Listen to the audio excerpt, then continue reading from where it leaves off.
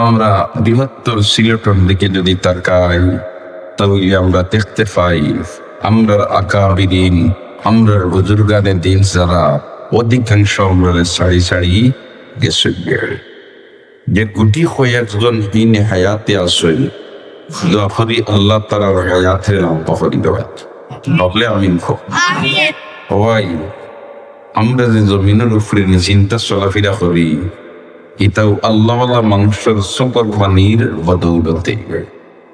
কারণ আমরা রাইতুলে না খাটা খাইয়া ঘুমাই আর এরা শেষ রাইতুটি আল্লাহর দরবারে সকল পানি বালাইয়া খারান দইন আর হইন আল্লাহ আসমানের গজবরে আসমান উঠাইলাও জমিনের গজবরে জমিনের নিচে দাপন করিলাও আর আপনার হাবিবর এতিম উম্মত রে জমিনের মাঝে শান্তিতে তারা চলাফেরা করবার তৌফিক তারা দিয়া দিল।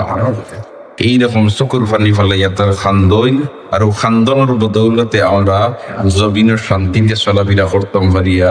এর কারণে দোয়া করি আল্লাহ এটা তুজর্গ হলো আপনি মা আদতে বেশি করি লম্বা হায়াত দান করবা।